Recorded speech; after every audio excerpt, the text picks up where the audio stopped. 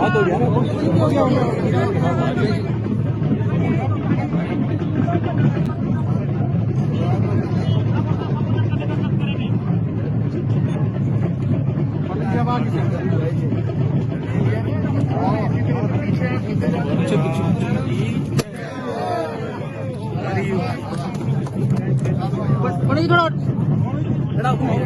Madam side हो जाइए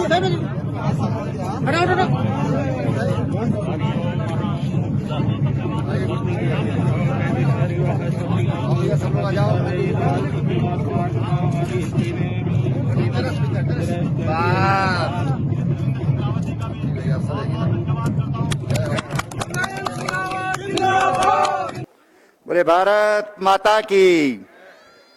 भूख बहुत लग गई आप लोगों को, लग रहा है मुझे। पेट सबका भारत माता ही भरेगी। लोग एक बार जय बोलो ढंग से। बोले भारत माता की, भारत माता की, भारत माता की। राज्य स्थापना के 21वें वर्ष के प्रवेश के अवसर पर और दीर्घ काल से जिसकी हम सबको प्रतीक्षा थी, आज डोबरा चांठी पुल के लोकार्पण के अवसर पर मंच पर विराजमान मेरे सहयोगी मंत्री श्री सुबोध उनियाल जी, हमारी टिहरी की लोकप्रिय सांसद आदरणीय माला राज्य लक्ष्मी शाह जी, मेरे दूसरे सहयोगी मंत्री उच्च शिक्षा सहकारिता डॉक्टर धन सिंह रावत जी, जिला पंचायत की सम्मानित अध्यक्ष श्रीमती सोना सजवाण जी, इस क्षेत्र के लोकप्रिय विधायक जिनको सब आप गुड्डू भाई के नाम से पुकारते हैं, ऐसे श्री विजय सिंह पंवार जी, विधायक टिहरी श्री धन सिंह नेगी जी और घनसाली के हमारे विधायक श्री शक्तिलाल शाह जी, हमारे राज्य मंत्री के जिनको दायित्व है ऐसे श्री रोशनलाल सेमवाल जी, अतर सिंह तोमर जी, पार्टी के हमारे जिले के अध्यक्ष श्री विनोद रतूड़ी जी, पार्टी के हमारे मंडल अध्यक्ष जयेंद्र सेमवाल जी, गोविंद सिंह रावत जी, राजेंद्र सिंह जी, हर्षमणि सेमवाल जी और त्रिलोक सिंह रावत जी, सभी हमारे सहयोगी मेरे मित्र और जो हमारे जीएमबीएन के उपाध्यक्ष हैं किशन सिंघल जी, संदीप गुप्ता जी और हमारे ब्लॉक प्रमुखगण, यहाँ पर उपस्थित जिला पंचायत क्षेत्र पंचायत के सदस्यगण, प्रधानगण, पत्रकार मित्रों और इस क्षेत्र की मेरी सम्मानित बहनों और भाइयों, मैं आज आप सबको बहुत बहुत बधाई और शुभकामनाएं देता हूं। और मेरे लिए शायद प्रताप नगर वालों के लिए जितनी खुशी की बात होगी, मेरे लिए भी उससे ज्यादा खुशी और संतुष्टि का यह मौका है, क्योंकि टिहरी बांध के बनने से लेकर इसके खिलाफ जो आंदोलन चले उनसे लेकर के और जब टिहरी का एक एक घर, एक एक गांव डूब रहा था, उनका मैं साक्षी रहा हूं। और मेरे लिए थोड़ा भावनात्मक भी ये विषय इसलिए है कि मैं जब कंडल गांव डूब रहा था, मैं कंडल गांव में उस दिन था, लोग दिए जलाकर अपनी घर की मुंडेर पर दिए जलाकर रख रहे थे। उनकी आंखों में आंसू थे। उनका घर, उनके पितरों ने, पुरखों ने जो घर बनाया, जो गांव बसाया, जिन खेतों पर कितनी मेहनत से पहाड़ों में काट कट करके खेत बने होंगे, कितना खून पसीना उन लोगों ने लगाया होगा और कितने वर्ष उन खेतों को बनाने में लगे होंगे। जब उनको डूबते हुए देख रहे थे तो उनका कष्ट ये समझ में आ सकता है। कोई भी संवेदनशील व्यक्ति उस संवेदना को समझ करके, और निश्चित रूप से एक भावुक क्षण होते हैं। मैंने कहा कि मेरे लिए भी भावुक क्षण है। जितनी खुशी आप प्रतापनगर के लोगों के लिए आज है, मेरे लिए भी उससे कोई कम खुशी आज इस पुल के लोकार्पण के समय नहीं हो रही है। उससे अधिक खुशी का मेरे लिए मौका है। मैं प्रतापनगर के लोगों से माफी मांगना चाहूंगा। मैं क्षमा मांगता हूं लोगों से कि उन्होंने देश के लिए इतना बड़ा त्याग किया। ये बांध केवल टिहरी के लिए नहीं है, ये केवल प्रतापनगर के लिए नहीं है, ये बांध देश के लिए इसने ऊर्जा देने का काम किया है। 1000 मेगावाट और फिर अभी 2500 मेगावाट तक इससे बिजली देश को मिलेगी। इससे हमारे पूर्वी उत्तर प्रदेश तक हम खेतों को सिंचाई मिल रही है। तमाम जो ऐसा क्षेत्र था जहां पर सूखा था, आज जो हरा भरा हो गया है, वहां की धरती आज सोना उगलने का काम कर रही है। अगर वो सोना उगलवाने में किसी की भूमिका है तो आप सबकी भी उसमें भूमिका है। आपने अपनी भूमिका त्याग किया है, आपने कष्ट सहा है। और इसलिए मैंने कहा कि जिन लोगों को इतना लंबा कष्ट इसके लिए बर्दाश्त करना पड़ा, मैं आज विनम्र भाव से उन सबसे क्षमा प्रार्थी हूं कि इसके निर्माण में देरी हुई है। लेकिन मैं आपको विश्वास दिलाता हूं कि जब हमको आपने मौका दिया तो हमने एकमुश्त 88 करोड़ रुपए देकर के, हमने कहा पैसे की कमी राज्य सरकार नहीं होने देगी। 700-800 करोड़ का बजट होता है, उसमें से अगर 88 करोड़ एक जगह के लिए, एक पुल के लिए हमने दिया तो हमारे मन में कहीं ना कहीं वो पीड़ा थी, मेरे मंत्रिमंडल के सहयोगियों के मन में कहीं ना कहीं वो पीड़ा थी, जिस पीड़ा से आज ये पुल का लोकार्पण हम कर पा रहे हैं। और इसलिए बहनों भाइयों, ये बेहद खुशी का मौका है। एक ऐतिहासिक झूला पुल यहां पर बना है, मोटरेबल झूला पुल यहां पर बना है। देश का सबसे लंबा झूला पुल बना है। और इससे केवल प्रतापनगर के लिए सड़क नहीं खुली है, केवल वहां तक के लिए पहुंच मार्ग नहीं बना है, ये विकास का बड़ा भारी द्वार आज इस क्षेत्र के लिए खुला है। बड़ा भारी विकास का द्वार खुला है। हमको किसी को सुविधा महसूस हो रही होगी कि अब हम 50 किलोमीटर कम जाएंगे, अब हम 60 किलोमीटर कम जाएंगे, हम पहले 4 घंटे में पहुंचते थे, अब 2 घंटे में पहुंच जाएंगे। मैं इसको इतना नहीं सोचता, मैं इससे आगे की सोचता हूं कि हमारी जो आने वाली पीढ़ी है, हमारी जो आने वाली जनरेशन है, उसको ये पुल क्या क्या देने वाला है। आप कल्पना करेंगे, और हो सकता है कि किसी को कल्पना ना हो रही हो, लेकिन मेरे सामने वो भविष्य मुझे साफ साफ दिखाई दे रहा है, जब पर्यटन के लिए क्षेत्र, देश और दुनिया के लोग यहां पर आएंगे। मुझे याद है यहां पर मैंने फिल्म इंडस्ट्री के लोगों को यहां पर भेजा। मेरे पास अमेरिका से कुछ होटलियंस आए, उन्होंने कहा साहब हम टिहरी में होटल बनाना चाहते हैं। मैंने कहा भाई टिहरी आपने देखा है क्या कि आप जो पुल बनाना, वहां पर होटल बनाना चाहते हैं? कि साहब हमने 32 गुल मीटर चालू फिल्म में देखा। अब आप कल्पना करिए, एक फिल्म की शूटिंग हुई, उस शूटिंग ने कहां कहां तक, दुनिया के कोने कोने तक इसको पहुंचाने का काम किया। हमने फिल्म इंडस्ट्री को उत्तराखंड में आमंत्रित किया। हम ये चाहते हैं कि ये इलाका हमारा कभी, अब जब देख रहा था, मैं ऊपर आसमान से इसको देख रहा था, मैंने यहां सड़क से उतरकर चारों तरफ मैंने अपनी दृष्टि दौड़ाई। ये हमारा भविष्य का एक बहुत बड़ा डेस्टिनेशन बनने वाला है। हमने 13 डिस्ट्रिक्ट, 13 न्यू डेस्टिनेशन में टिहरी को रखा है। मसूरी सैचुरेट हो चुकी है, धनोल्टी सैचुरेट हो चुकी है, हमारा रानीखेत, हमारा नैनीताल, कौसानी, ये सब सैचुरेशन पर आ चुके हैं। हम नए नए डेस्टिनेशन बना रहे हैं। हमने यहाँ पर एडवेंचर एकेडमी, हम आईटीबीपी के साथ मिलकर के, उनके साथ हमारा एमओयू साइन हो गया है। वो यहाँ पर एडवेंचर एकेडमी बना रहे हैं। यहाँ पर वाटर स्पोर्ट्स होंगे, यहाँ पर खेल से संबंधित 42 किलोमीटर की झील पहाड़ों में, और इतनी ऊंचाई पर ये एक ऐसी झील है जो सारी दुनिया को आकर्षित करने की जिसमें ताकत है। और इसलिए बहनों भाइयों, ये मैंने कहा कि आज जो ये रास्ता खुला है, ये रास्ता नहीं, एक विकास का भारी द्वार आज यह इस क्षेत्र के लिए और उत्तराखंड के लिए खुला है। मुझे इसका समर्पण करते हुए, लोकार्पण करते हुए मुझे आज बेहद खुशी हो रही है। राज्य सरकार पिछले 3.5 वर्षों से ईमानदारी के साथ और भ्रष्टाचार मुक्त विकास कर रही है। मैंने अपने प्रदेशवासियों से मुख्यमंत्री बनते ही वायदा किया था कि हमारे भ्रष्टाचार के खिलाफ जीरो टॉलरेंस की नीति होगी। भ्रष्टाचार के खिलाफ हम धर्म युद्ध की तरह लड़ेंगे। जैसे महाभारत हुआ था, धर्म युद्ध हुआ था, इस महाभारत, इस युग में आज अगर कोई राक्षस है, अगर कोई कौरव है, अगर कोई रावण है, तो ये भ्रष्टाचार है। इस भ्रष्टाचार के खिलाफ सबको एकजुट होकर के लड़ने की आवश्यकता है। आज हम उसको एकजुट होकर उसके खिलाफ लड़ाई लड़ रहे हैं। मैं आप सब नौजवानों से, अपने बहनों से, अपने भाइयों से बात कहना चाहता हूं कि इस भ्रष्टाचार के खिलाफ हमको लंबी लड़ाई लड़नी है, लंबा संघर्ष करना होगा और इस भ्रष्टाचार से, इस राज्य से को मुक्त करना होगा। हम उस दिशा में प्रयास कर रहे हैं। हमने 250 से अधिक लोगों को इस 3 साल में पकड़ा है। उनको हमने जहां उनकी कोठरी होनी चाहिए उस कोठरी में रखने का काम किया है। कुछ लोग जेल में हैं, कुछ लोग जमानत पर हैं। सारी जिंदगी भर वो उसका जो दंड है उसको भुगतेंगे। ऐसे हम भ्रष्टाचार के खिलाफ लड़ाई लड़ रहे हैं। ये भ्रष्टाचार के खिलाफ हमारी लड़ाई जारी रहेगी। हमारा भ्रष्टाचार से मुक्त विकास हम इस राज्य को देने में कामयाब होंगे। उसके लिए हमें आपका सदैव आपका आशीर्वाद हमें चाहिए। आपका आशीर्वाद मिला है तो आज हम उसके खिलाफ लड़ाई लड़ रहे हैं। मैं आपको विश्वास दिलाता हूं कि राज्य की विकास की हमारी जो प्राथमिकताएं हैं, हमने कहा था कि हम स्वास्थ्य सेवाओं को सुधार करेंगे। 1034 डॉक्टर थे 2017 में, जब हमने मुख्यमंत्री इस राज्य में हमने सरकार संभाली। 1034 डॉक्टर थे, आज 2400 के करीब डॉक्टर हमने किए हैं।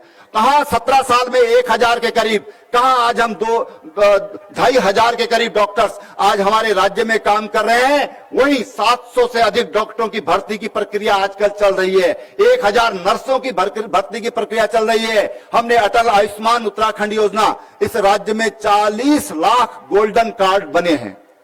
और अब पहले हमें 173 अस्पतालों में उससे इलाज देते थे, आज 22,000 से अधिक देश के जो अस्पताल हैं, अब जो हमारा अटल उत्तराखंड आयुष्मान कार्ड है, जो गोल्डन कार्ड है, अब केवल उत्तराखंड में नहीं बल्कि इसकी मान्यता पूरे देश में है। जो आयुष्मान भारत के अंतर्गत माननीय प्रधानमंत्री जी ने 50 करोड़ गरीबों को देने का काम किया है, आज उन 22,000 अस्पतालों में हम बिना जेब में अगर पैसा नहीं भी है तो हम वहां पर जाकर के 5 लाख रुपए तक का इलाज निःशुल्क कर सकते हैं। ये हमने स्वास्थ्य के क्षेत्र में एक बड़ी पहल की है। एक लंबी उछाल हमने स्वास्थ्य रक्षण के क्षेत्र में डाली है। हमारे प्रदेश में 3 अस्पतालों में आईसीयू थे 2017 में, मात्र 3 अस्पतालों में। आप कल्पना करिए कि किसी को अगर कोई गंभीर समस्या हो गई तो उसको दौड़ना पड़ता था। आज हमारे राज्य में 13 से अधिक 13 जिलों में 13 जिला मुख्यालय नहीं बल्कि अन्य अस्पतालों में भी आज हमारे आईसीयू हैं। आज हमारे वेंटिलेटर की सुविधा है। हमारी पाइप पर आधारित ऑक्सीजन की व्यवस्था हमने उनमें की है। हमने डॉक्टर्स की भर्ती की है। आज राज्य स्वास्थ्य के क्षेत्र में काम कर रहा है, लेकिन मुझे संतुष्टि नहीं है। मैं ये नहीं कह सकता कि उससे मुझे संतुष्टि है। उसमें हमको बहुत आगे काम करना है और इसलिए हम उसमें आईटी का, टेक्नोलॉजी का हम उसमें सहारा ले रहे हैं। टेक्नोलॉजी के माध्यम से, टेलीमेडिसिन के माध्यम से, टेली रेडियोलॉजी के माध्यम से, टेलीपैथोलॉजी के माध्यम से हम लोग उस दिशा में आगे बढ़ रहे हैं। वो प्रयास हमारा आगे है। दूसरी बात मैं आपको कहना चाहता हूं कि हम कृषि प्रधान हैं। हमें लगभग हर कोई किसान है, छोटा किसान है, लेकिन हम सब लोग खेती करते हैं। हमने कहा था हम अपने किसानों को सस्ते ब्याज दर पर हम अपना लोन देंगे। हमने पहले वर्ष में 1 लाख रुपए तक का ऋण 2% ब्याज पर दिया, 2 रुपया सालाना। आज चाय पीते हैं तो चाय भी 8-10 रुपए की मार्केट में है। हमने साल का 2 रुपया, और अगले वर्ष हमने कहा अच्छा काम करोगे तो हम उसमें भी आपको और छूट देंगे। अगले वर्ष हमने 0% कर दिया। बिना ब्याज का ऋण देना हमने अपने राज्य के किसानों के लिए प्रारंभ किया। हमने उसको फिर 5 लाख तक, जो हमारे समूह हैं, हमारे राज्य में अधिकतर महिला समूह हैं, हम इसलिए महिला समूह की बात करते हैं। हमने 5 लाख रुपए तक का ऋण ब्याज मुक्त अपने समूहों के लिए किया। और तीसरे वर्ष हमने 1 लाख से बढ़ा करके उसको अब 3 लाख कर दिया है। कल हम उसकी लॉन्चिंग, कल परसों 1-2 दिन में धन सिंह जी उसकी लॉन्चिंग की तैयारी कर रहे हैं। 1-2 दिन में हम लॉन्चिंग करेंगे। 3 लाख रुपए तक का ऋण हम ब्याज मुक्त देंगे और महिलाओं को, हम समूहों को हम 5 लाख रुपए का ऋण आज हम ब्याज मुक्त दे रहे हैं। अभी हम एक और काम कर रहे हैं कि हमारे जो महिला समूह हैं, ये महिला समूह जो उत्पादन बना रहे हैं, वो कहते हैं मार्केटिंग कहां करें, हम इसको कहां बेचें। हमने 5 लाख रुपए तक का खरीद, उसके लिए सरकारी जो आवश्यकता है, सरकार की जो जरूरत है, 5 लाख रुपए तक का जो समूह है, उनसे हमने अपने राज्य के, अपने राजकीय खरीदारी में उनके लिए प्राथमिकता निर्धारित की है कि उनकी मार्केटिंग की भी उनको समस्या ना हो, उनका माल वो बनाए और वो 5 लाख रुपए तक का उसमें सरकार खरीदेगी, उस प्राथमिकता देगी। वो हम बहुत जल्दी उसका प्रारंभ हो जाएगा। हमने रूरल ग्रोथ सेंटर बनाए। आज हमारे ग्रामीण क्षेत्र में रूरल ग्रोथ सेंटर के माध्यम से हमारी बहनों ने इस बार 6 करोड़ का कारोबार किया। थोड़ा भाई जरा शांत हो जाओ यार। 6 करोड़ का कारोबार हमारी बहनों ने पिछले 7-8 महीने में किया है। उसमें उनको 60 लाख रुपए का प्रॉफिट हुआ है। हमने पिरूल से बिजली बनाने का काम शुरू किया। पिरूल से बिजली बनाने का काम किया। पिरूल से अभी आग लगती थी। हमने कहा कि अब इससे आग नहीं लगेगी, बल्कि हम इससे बिजली बनाएंगे। हमने बिजली बनाने का काम शुरू किया है। मैं आपसे कहना चाहता हूं कि जो हम रोजगार के इधर उधर भटकते हैं, आप भी इसका कलेक्शन करिए। 3.5 रुपया किलो, यानी कि 1 क्विंटल, ये 350 रुपया मिलेगा। और 2 क्विंटल भी कर लिया, काटना नहीं है, केवल उसको बांध के गट्ठी बना के उसकी लानी है। और 350 रुपया किलो, 350 रुपया कुंतल हमने पिरूल की सूखी पत्तियों को हम खरीदने का काम हम खरीद रहे हैं।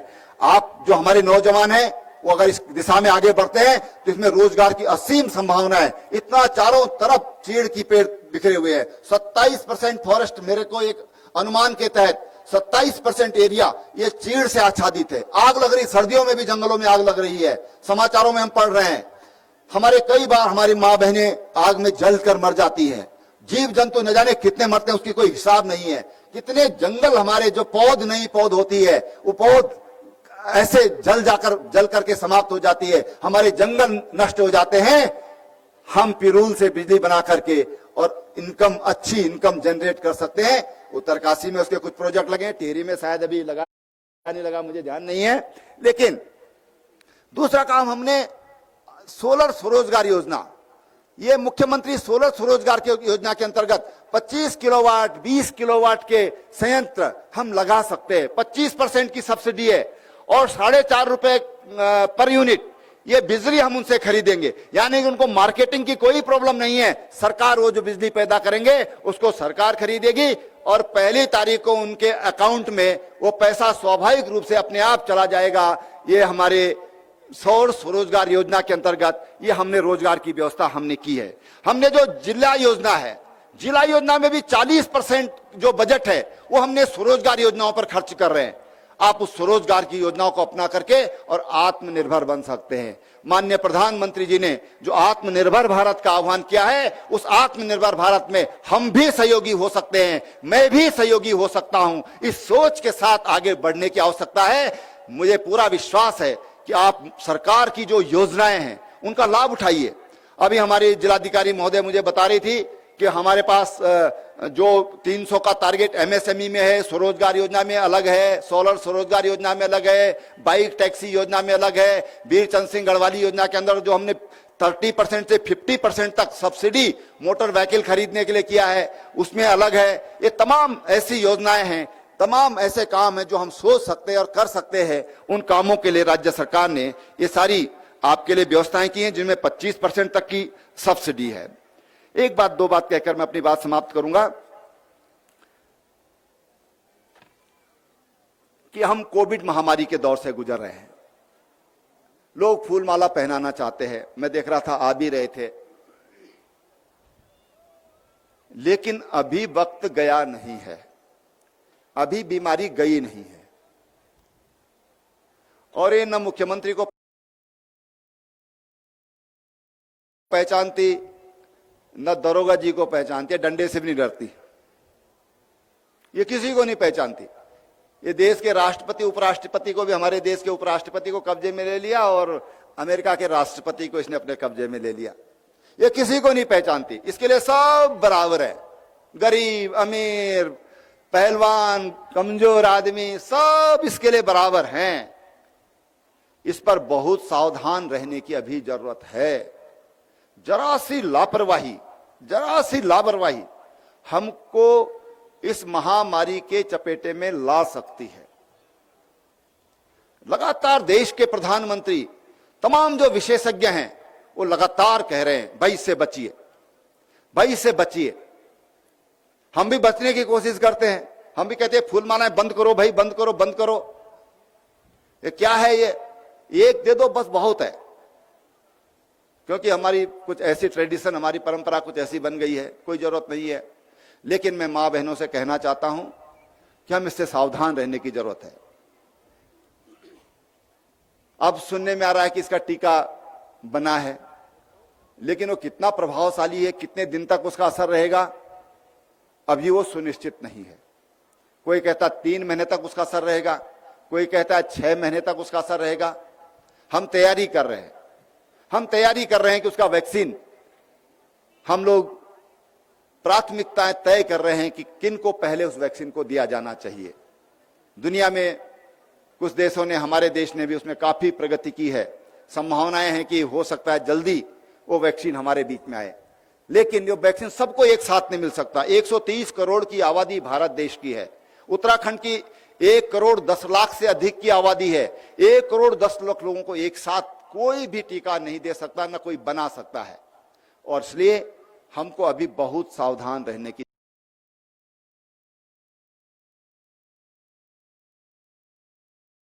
जरूरत है। मैं आपसे हाथ जोड़ करके बिल्कुल विनम्र भाव से ये प्रार्थना कर रहा हूं कि आप सावधानी बरतिए। जहां पर बहुत जरूरी है माला पहनानी पहनाइए, बहुत जरूरी है जहां पर चिपक कर रहने की चिपक के, क्या जरूरत है भाई चिपक के रहने की, वैसे भी अच्छा नहीं होता। इससे थोड़ा बचकर रहिए। जो हमारे डॉक्टर हमको सलाह दे रहे हैं कि 2 मीटर की दूरी बनाकर रहिए, उसको ज्यादा देर एक कहीं पर अनावश्यक रूप से मत रहिए, इन सब चीजों से सावधान रहने की जरूरत है। इस सावधानी से हम बचेंगे, इस सावधानी को हम बरतेंगे तो हम बच पाएंगे इस बीमारी से। इस अनुरोध के साथ मैं अपनी बात समाप्त कर रहा हूं। और जो विधायक जी ने यहाँ पर एक बात कही कि माजफ इंटर कॉलेज के प्रांतीयकरण की, मैं उसके प्रांतीयकरण की घोषणा करता हूं। अंत में आप सबको फिर बहुत शुभकामनाएं और बधाई देता हूं।